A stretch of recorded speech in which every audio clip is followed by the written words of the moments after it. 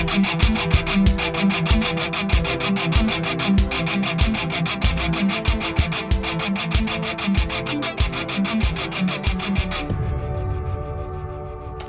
is Dr. Jerome Corsi, and today it's Thursday. It's October 12th, 2023. We're going to cover Israel again and a couple of other topics, but first I want to just remind everybody that the economy is now going to be, I think, in peril. We're going to see increasingly the Federal Reserve talking about increasing interest rates one more time before the end of the year. Powell has these notes from the Federal Open Market Committee have just been released, and there's articles in the Wall Street Journal saying that interest rates are going to remain high for quite a long time. Now, that's bad news, especially when the world is going into what looks like the beginning of World War III. We're going to see disruptions in oil from the Middle East with this war going on. 1973, when we had the Arab-Israeli war at that time, Yom Kippur War, 1973, it was followed by the OPEC oil embargo. These were Jimmy Carter years. They were years, again, where we had very, very weak presidency, another Democrat. Jimmy Carter's response to the entire oil embargo was to put on a sweater and sit in the Oval Office or somewhere in the White House and say, we're running out of oil, everybody better lower their thermostats. It's winter, but you can't have your houses as warm as you like to have them. Well, that's, again, a false idea. We have abundant hydrocarbon fuels. There's no fossil ever made a barrel of oil. It's a ridiculous idea. And in fact, what we're seeing is the multiplication of these ridiculous ideas, which have caused us to go into this woke insanity where we don't even know the difference between a man and a woman any longer. This is ridiculous. Finally, I think the world is beginning to wake up.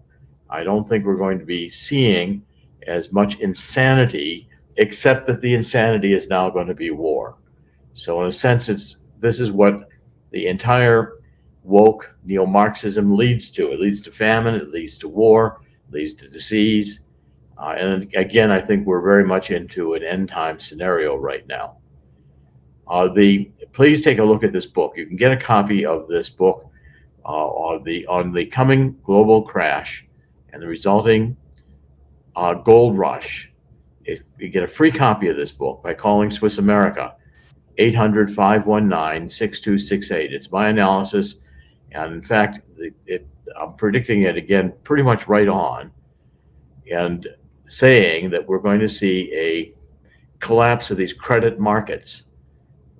Commercial real estate is going to crash, and starting to now. I think we'll see some more bank failures before the end of the year. The stock market should today be down as regards to the war going on, oil disruptions, and this news out of the Federal Reserve that they're going to continue to keep rates high for the indefinite future. In 1973, gold spiked, went over $800 an ounce. That was from an historic low of $35 an ounce, where we had kept it since the Depression until President Nixon took us off the gold standard. So this is a fundamental change going on right now. We also saw a doubling of the price of gold as we went into the 2008, 2009 crash of the subprime real estate market. Right now, we've got both going on. We've got a crisis with energy produced by this green insanity of transitioning to wind and solar, which is not possible given the nature of our grid right now. We burn out transformers across the country if we really did transform to wind and solar, plus increase the number of electric vehicles. I think people are realizing that all these are bad ideas and they don't work. But we're going to go through an historic time of major economic problems. The UAW strike is deepening. Again, these workers want to have their jobs secured given the possibility that Biden might, by edict, demand more electric vehicles to be produced. Again, the number for this book, a toll-free number, you get a free copy of this book on the coming global crash and how it's going to create an historic gold rush by calling 1-800-519-6268. 1-800-519-6268. Okay, now let's switch over to the war that's deepening and widening in the Middle East. We see that Israel is now Israel's in Gaza, and they're destroying Gaza. They're basically going through, they'll probably level much of Gaza. And the terrorists in Hamas are still active. Even in some of these kibbutzes, they have not cleared out all the Hamas. We're going to play a video of this for you in a second.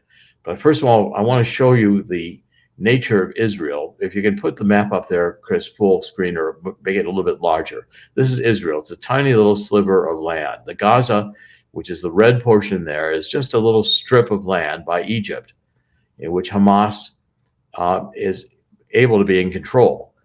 The left, which has dominated Israel for the past maybe 20 years, like in the United States, Obama through today, 2008 with Obama till today. Clinton probably can begin the entire sequence.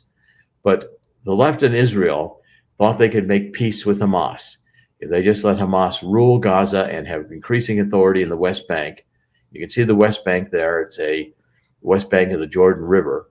These are two areas which are heavily occupied by the Palestinians. Now, the Palestinians historically, 1948, when Harry Truman, and by the way, McCullough's book on Truman sequences this extremely well, probably the strongest part, one of the strongest parts of that book. What McCullough said was that Truman made a historic decision to allow the partition of Israel by a vote in the United Nations, a partition of Palestine into different sections, which enabled Israel as a state to be reborn.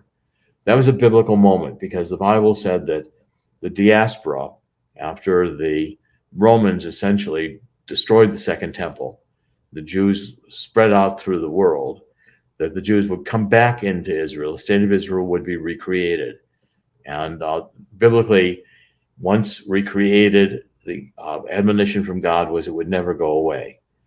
Yet in Ezekiel 37:38, it certainly sounds like a nuclear war between Russia and Iran and Israel. And Ezekiel says essentially Israel wins because God intervenes. That's the Ezekiel conclusion of those passages.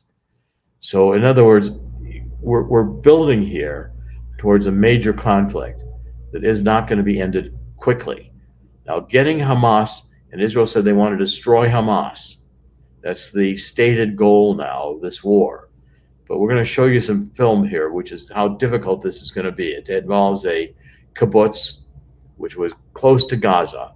And it's a discussion of one of the generals about how difficult it is to clear out Hamas once they are occupying these kibbutzes. So, Chris, if you want to play that segment, let's watch it now. And we'll narrate some of this. You're seeing a picture here of a kibbutz, which is largely destroyed, and buildings that are shelled. And the general's going to speak here in a minute. Launch missiles, etc., and go fight with the protection and the security group of the kibbutz people that capture, and their hand was blocked, and someone kills them. Children in the same room, then someone come and kills them all. 15 girls and teenagers that put in the same room, 300 grenades, and this over. This is a massacre. It's pogrom. Okay, now we're seeing the Israeli troops getting in formation here, coming into We will hit Gaza. We will hit the Hamas. We will destroy. I think that some of the terrorists who come hiding in the houses, for example, here, wait silently in a high readiness for 12 hours or 16 hours, and then they get up. So every time that we saw that we clean the area and everything was silent, suddenly another 12 or another 20 got out. Yeah. All right, so that's the end of the clip. Now, a couple of things that he's saying here is that this is going to be in Gaza, street fighting. It's going to be building by building. where terrorists are going to be hiding. They don't know for sure where the hostages are. They think they've located some of the different places where the hostages are being kept, but people are fleeing for their lives out of Gaza because they've turned off the water, they've turned off the electricity that Israel has, and now the troops are in there and they're just going house to house, and the artillery is blasting buildings apart. This is going to be left to rubble. It's going to be reduced to rubble. And I think Israel won't stop at this point until they do reduce it to rubble. Now, I'm not in favor of war. I think war just builds more war. The people who are killed in Gaza, now you get the resentment from the Palestinians that their people were being killed, and that gets sympathy all through the Arab world for the Palestinians. Now, the Palestinians are a very interesting case historically. When Israel was partitioned in 1948, and by the way, the State Department opposed it, and the military opposed it, the CIA opposed it. I said this yesterday. General George Marshall, who was the commander for FDR in the United States over Eisenhower, over all of our troops, told President Truman that if he allowed Israel to be created with this partition of Palestine, that he would never vote for another Democrat. And Truman said, do what you will have to do. Truman made an historic decision. The State Department, Allen Dulles, one of my least favorite people in American history, sent a delegation from the State Department in D.C. down to New York so they could protest the vote that Harry Truman had demanded be taken. And that the State Department was in obvious open opposition to the President of the United States. That's Allen Dulles, who I think also ends up showing up in the JFK assassination. Allen Dulles is one of the most dangerous people in American history. And I've written a lot about him. The point is, Palestinians at that point, that time, did not leave Israel. Mostly they stayed in place, and Israel created the Jewish state around them. The Palestinians, if you go to Israel, I've been there many, many times. I've been there at the invitation of the government to consult with them after I wrote Atomic Iran. And Chris, if you can show that cover, I did this book. I published this book in 2006. In the next week or so, I'm going to put copies of this for sale again. I have copies available. I'm going to sign them and make them available on the internet and on my website for people who want to get them. But the point is, Atomic Iran was a predictive book. 2006, when I wrote it, I was talking about this situation and how this could develop. And Israel now is on all sides facing enemies because Syria has already launched, that's Atomic Iran. Make it just a little bit larger, Chris, where everybody can really see it. The book was all about, that book is still current because it describes the history of this problem in the Middle East. The Middle East is a mess. The Middle East has always been a mess.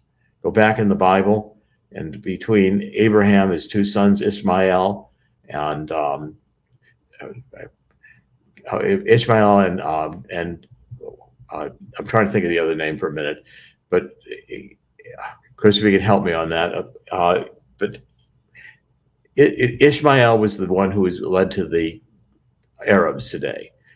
And Ishmael was always a problem, always causing problems, always difficult. And the problem between the Arabs and the Jews is that they're very similar people, very argumentative, very focused on their own views. And with the Islam, with Muhammad coming on and saying essentially that you have here a situation in which the Jews and the Arabs are hating each other historically. This has been simmering for centuries. So you've got a situation where the Palestinians stayed in place, and largely the Palestinian problem was one that was concocted. This group of people who were originally thrown out of various countries, just wandering around, settled into Gaza. I was there when Yasser Arafat I was in Israel the day Yasser Arafat came back into Israel. And it was a day of massive celebration among the Arabs, and the Jews allowed it. The Jewish government allowed it. Again, trying to reconcile with these Muslim states. and it's not been possible. But the Palestinian nation, there never really, in a sense, was a Palestinian nation the way it's conceptualized by the left. Okay, so the Jewish state being created, 1948, is the crux of the issue today.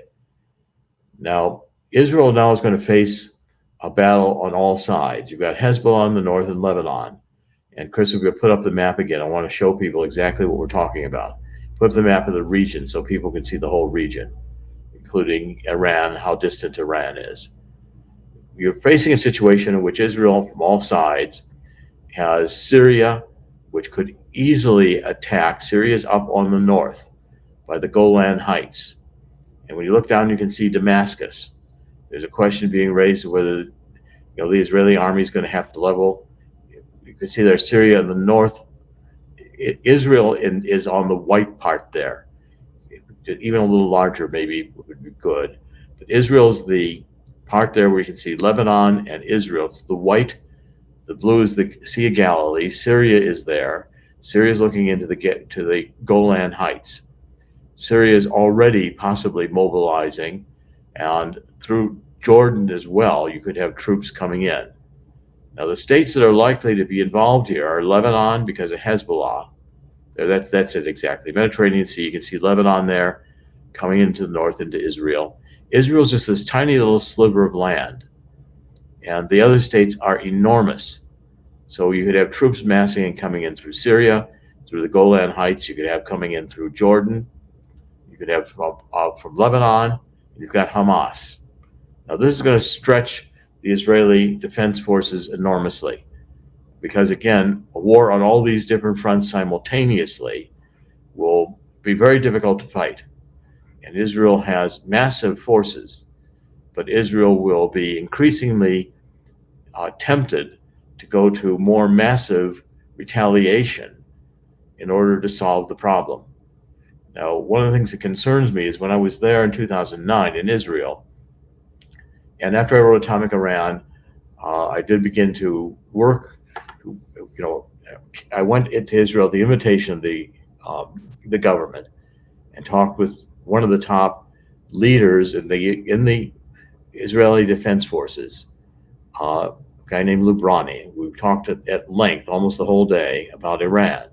He was Iranian. He was born there, and he was the chief expert in the Israeli Defense Forces on Iran.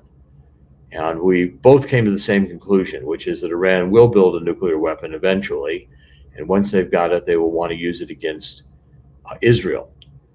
Now, when I was there in 2009, I had a discussion with Yalon. Yalon was a general. He was the vice prime minister of Israel, second under Netanyahu. And what Yalon and I talked about was Ezekiel 37:38. And I basically posed to him and said, what are you going to do? Iran is going to have a nuclear weapon. And he said, of course, you have no idea of what our powers are. I said, okay, explain it. He said, how difficult do you think it would be for us to put out all the lights in the Middle East except our own? Now, Israel's done that in Gaza. And they're going to go into Gaza where there's no communication. They probably disable the internet in Gaza. Certainly they can. They will they'll get the Hamas to be unable to communicate, and therefore they can't organize effectively, while Israel's in there with massive force destroying Gaza. And it's this tiny little strip. It's and contained. It's all walled off. Of course, the terrorists had bulldozers and they walled it down. People are saying, well, why didn't Israel know about this attack? Well, again, the left in Israel, just like the left in the United States, is destroying the military capabilities. They hate the military. They want us to be vulnerable. They basically want to destroy capitalism. It's a neo-Marxist movement. And they think the world order needs to be changed into favor of this new Marxist utopia, which we can imagine. They don't believe there's objective reality. So therefore, we'll imagine, like John Lennon, let's imagine a world without borders. Well, you're seeing a world without borders. Essentially, the United States is vulnerable to these attacks as well. Now, I'm also faulting today way the Abraham Accords were put into place. When President Trump put these, had the idea, and it was Jared Kushner, again, who I have very little, I do not respect Jared Kushner. I tried to advise Trump through writings and other ways not to get rid of Kushner, but he kept taking Kushner's advice. He was his son-in-law.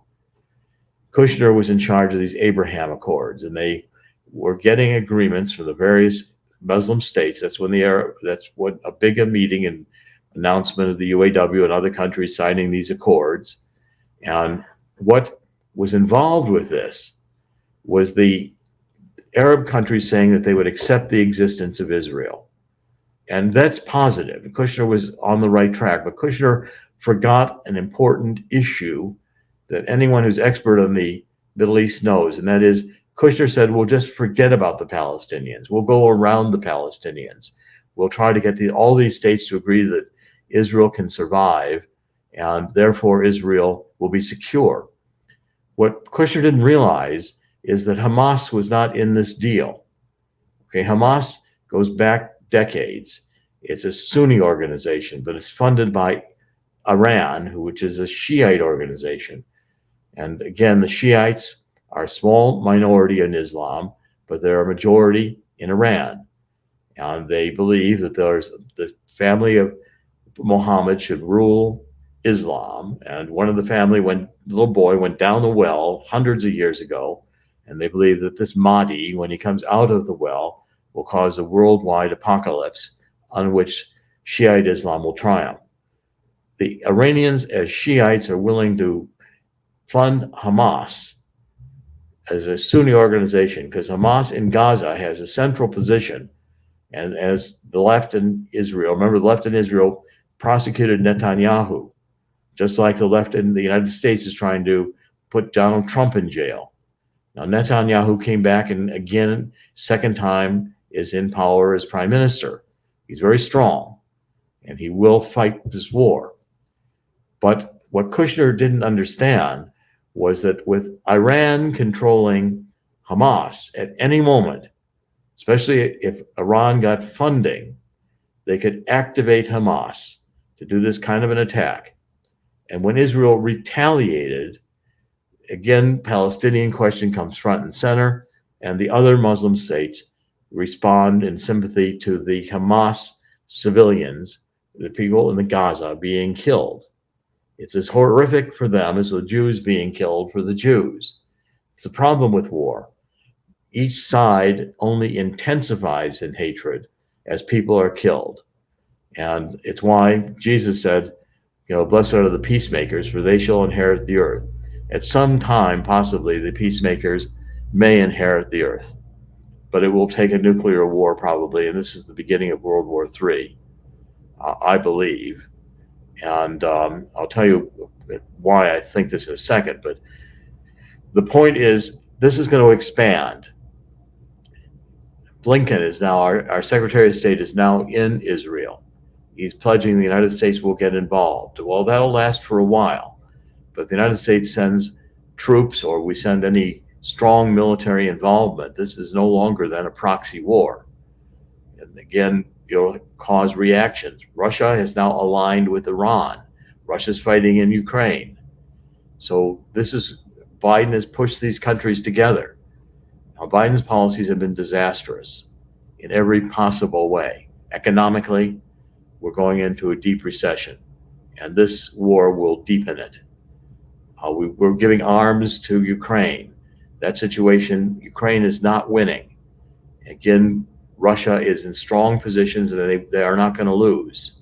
And China's on the edge of moving against Taiwan. It would not surprise me to see China take advantage of all this chaos and go forward, try to take Taiwan. Eventually, they're going to do it. The only question is which day. Okay, now, when I wrote Unfit for Command, which was 2004, with John O'Neill, I co-authored the book. John O'Neill was the hero of that book. He was a swift boat veteran. I was walking across the Key Bridge. We stayed at the Key Bridge at that time, which is right across from Georgetown in Roslyn, Virginia. And so as I was walking across the bridge, something compelled me to look back on Washington. You can see the Washington Monument see where the White House is. You can see and I saw it devastated by a nuclear attack. That's unfit for command. I saw the city completely devastated, gone. And I realized that could happen.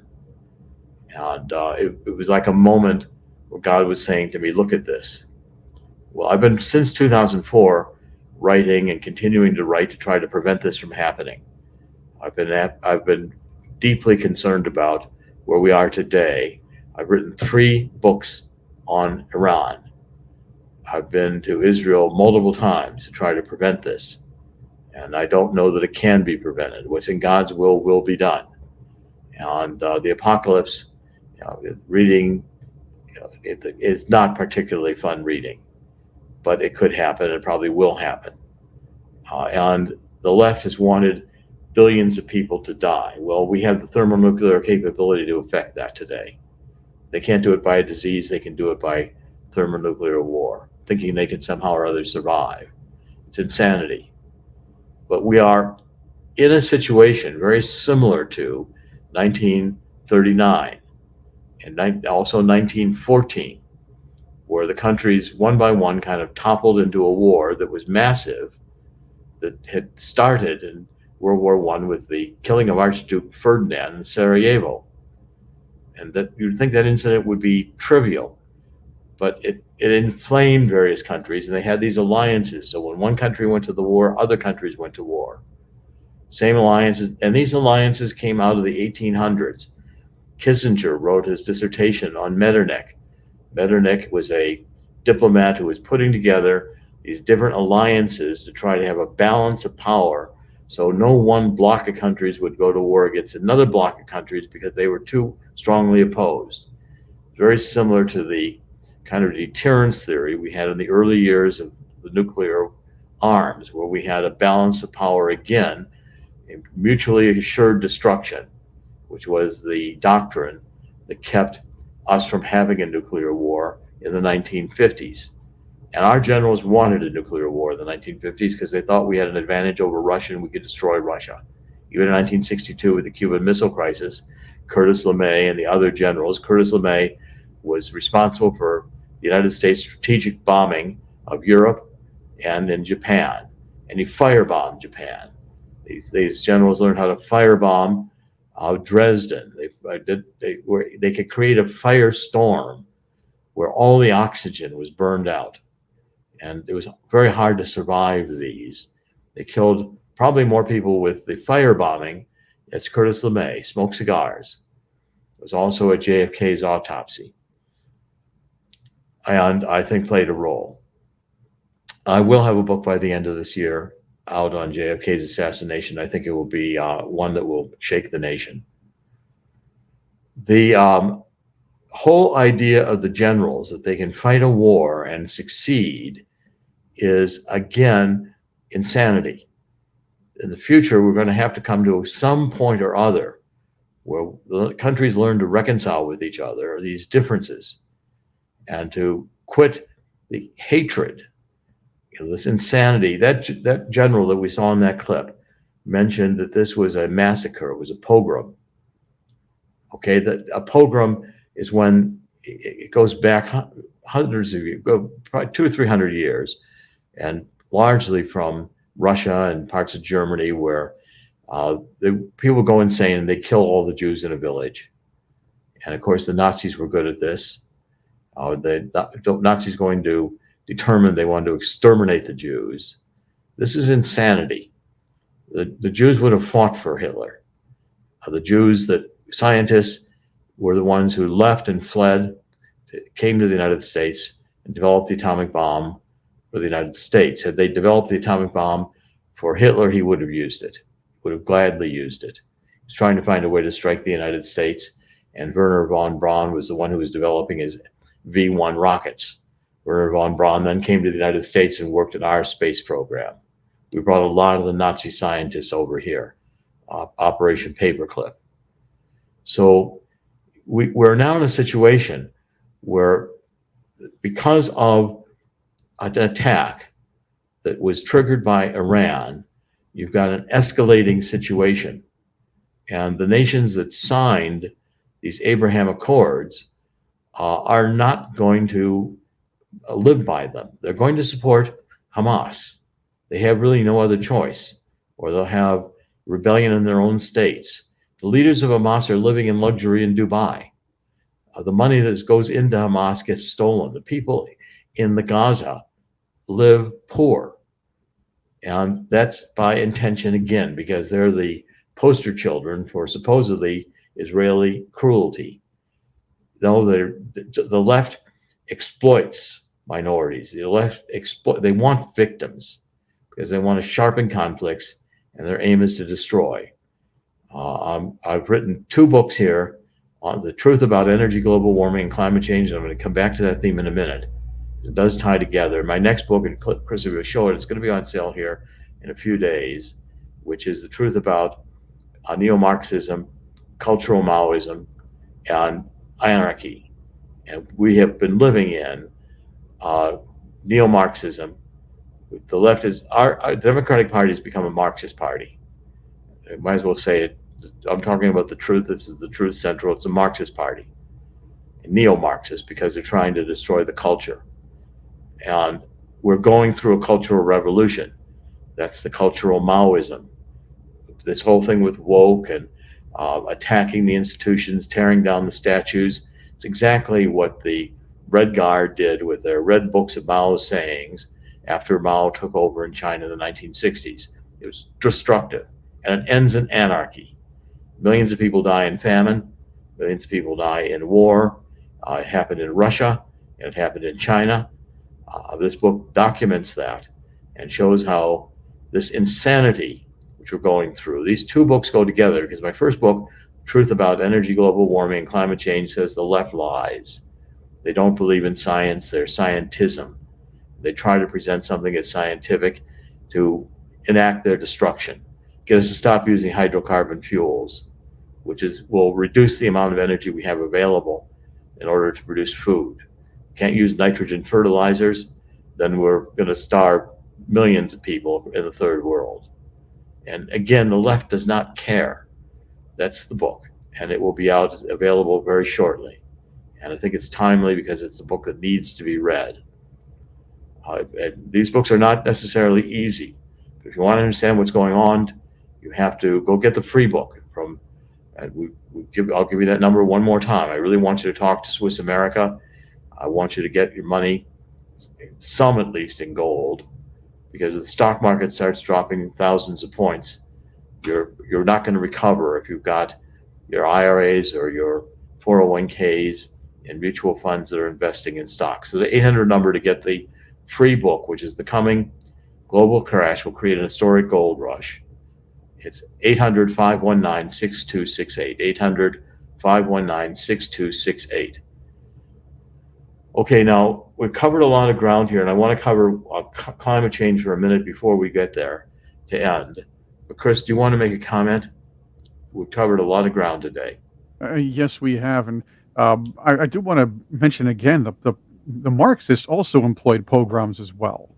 Yes, they did. If you remember the Stalin era of Russia, and that was actually tradition in Russia beforehand too. Imperialist Russia did the same thing. It was Isaac and Jacob, wasn't it? The two that I mean, that's it. I couldn't even figure it out. I didn't. That's why I didn't jump on. I wasn't sure which one it was. Ishmael, yeah. Isaac and Jacob. It's where it goes back to it goes back to Abraham. A lot of people in America don't know enough about world history as it stands, but many still realize, or at least think that I wouldn't say realize. I believe they realize that the Jewish people were persecuted for centuries, but they don't realize that it extends past the Holocaust and a couple of other things that may be mentioned in passing in Babylonian captivity, the Egyptian captivity. I mean, exactly. This has been going on historically for 2,000 years. Right, and people do understand. Most rational people understand to separate the Palestinian people, the people that the Marxists on the left want to portray as victims. So they allow this kind of thing to happen to them, and the radical Hamas terrorists who did what they did. These people took a page out of that book and started murdering women and children and elderly people. This is something that shouldn't be done. let me comment for a minute right there. Right, but It's shocking. Let me first. You've got to understand that Hamas did this attack in order to cause Israel to respond. right, right. It's like swatting a bee's nest, if you will, and the bees come out, and you start screaming about the bees coming out at you. That's what happens. And they're doing it because they want the chaos. Right. They want the disorder. They want the war. Right. People also don't realize that the Palestinians weren't welcome in a lot of places either. Before all of this, a lot of Arab nations didn't want them as well. It's not out of Lebanon. They got thrown out of Jordan. Yeah. Israel's getting the blame for all of this, and this is absolutely not true. Well, if you go to the United Nations and you walk around the building, everything is in favor of the Palestinians. Again, Right. the left controls a lot of the institutions around the world. And what has happened, one of the reasons so many people were killed here in this attack on Hamas on Israel, because the left in Israel has taken the guns away. They want Right. to disarm the population. It's very hard to get a gun permit in Israel. If these people were armed, Hamas couldn't have pulled that attack off. You see these people gliding down from the sky. Well, kill them before they land. I mean, if they were armed, they would have done it. But the point is, not armed, they're vulnerable. They have no way to defend themselves. And again, the left in the United States wants to attack the Second Amendment, and they've already done a pretty good job of dismantling the First Amendment, but they want to attack the Second Amendment too. I see some court decisions coming out, though, beginning to reinterpret a lot of these disinformation campaigns. We want to outlaw disinformation. That means they want to outlaw speech that's true. They don't want you to know the truth. Let's understand here. There are terrorist cells here, whether they're domestic or whether they're foreign, whether they're Hamas or Hamas-like. We also defending yourself against a tyrannical government is the principle when it comes to the Constitution. But we also have to defend ourselves and our neighbors against enemies, and these enemies are here. If we are disarmed or unarmed, we can't protect the women and children. We can't protect the elderly if we cannot. If we're unable to provide ourselves the means of self-defense, which is what the left and the Marxists here want to do. Well, and right now our cities are not safe because we've allowed criminals to be out of jail. We're opening the borders. The borders, I'm fully in favor of Hispanic immigration. I think it's actually the future of the United States. The Hispanics are more evangelical than are the population of the United States today, and they will bring God back in. But when you open the border, you bring in the cartels, you bring in the criminals, you bring in, very dangerous elements. And I continue to say the government is the cartel. We are the drug cartels, because you can't run a drug cartel without money being in the bank.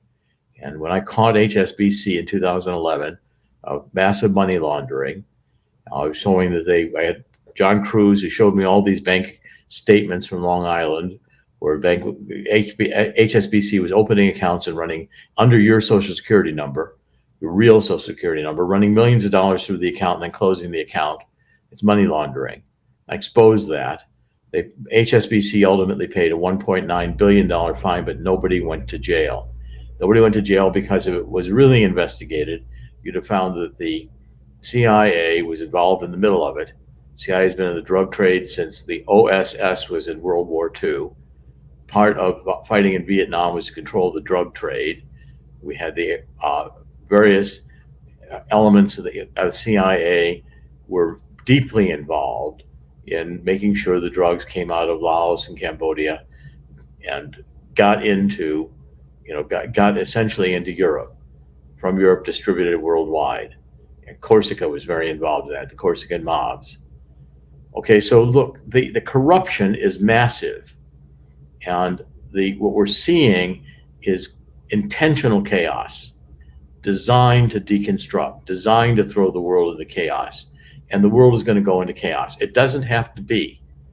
If the left today has become so far radicalized to the Marxist left that they begin to embrace principles that you read in Satanism. I mean, I've had people from Silicon Valley document, again, the Satanism, and I truly mean Satanism, worship of Satan.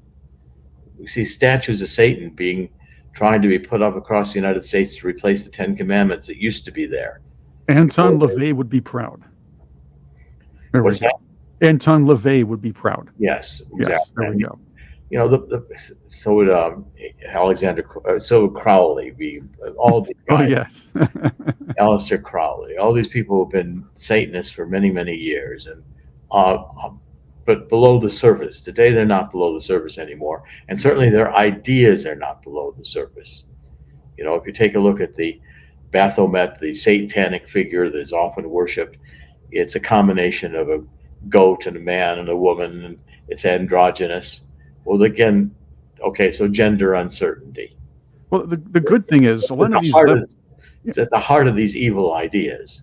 and the good thing is a lot of these people are unmasking themselves. Especially this is a really interesting week because you had your BLM come out, you had your crazy lefties come out from the squad supporting what Hamas did.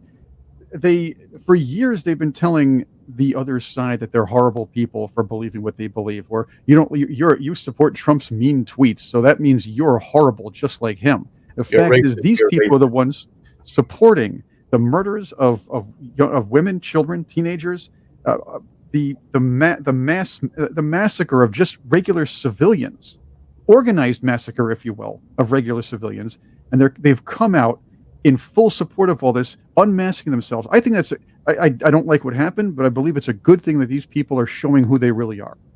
Well, certainly it's now in the open. Right. You can see at its heart that Antifa and Black Lives Matter, these are radical neo-Marxist cultural Maoist movements, and they aim to destroy. Even Jake Tapper. Even Jake Tapper came out and was confused about all this. Well, what are people on the Democratic side going to do? The left side going to do? You embrace these people, now they come out with all this.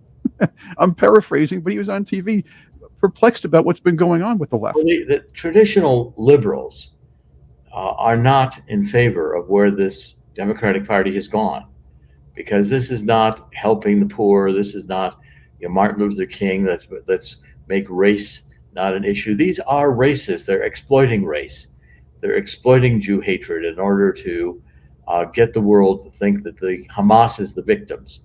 Once we start thinking the criminals are the victims, then it becomes anarchy. Because how are you going to walk around New York City if in fact someone's shoplifting and you try to stop them from shoplifting? You get prosecuted for stopping them from shoplifting. The law can't defend the criminals, or we have anarchy. Again, we're the same situation here, where the world will probably sympathize with the Palestinians, because certainly the United Nations will, and they'll view them as the victims, even though Palestinians intentionally started this in order to induce Israel to respond. Israel will not be praised for responding, and they won't be praised for winning. They won't be praised for destroying a terrorist organization.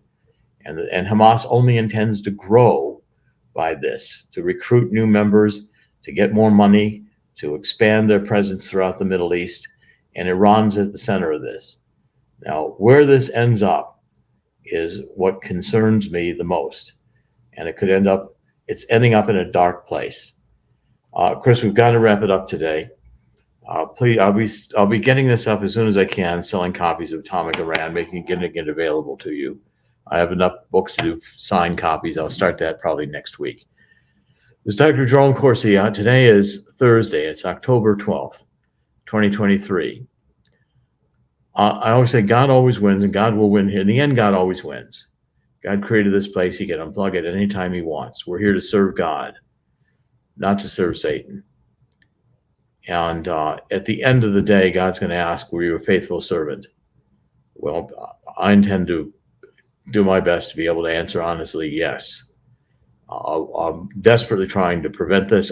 I see it happening, and we'll witness it as it goes on. But in the spirit of 2 Chronicles 7:14, it's never been more important to get on our knees and ask God's forgiveness for taking God out of our hearts, out of our schools, out of our marriages, out of our children. Let babies by the millions be killed in the womb, cut apart. These violate God's laws. We're living in an age that doesn't believe in God. So therefore, they don't believe in God's laws. They think they can make up their own rules, and their own rules are not rules that will be civilized society. But in the end, the judgment of God will come. And at some point, we're probably in the middle of that, or beginning of that, which is what really frightens me. But God will win. And in the end, God's law will be supreme. God will rule here on earth as in heaven. Dr. Jerome Corsi, today is Thursday, October 12th, 2023. Thank you for joining us, thetruthcentral.com. We're doing broadcasts and podcasts every weekday. Please spread the word. Thank you for joining us. God bless.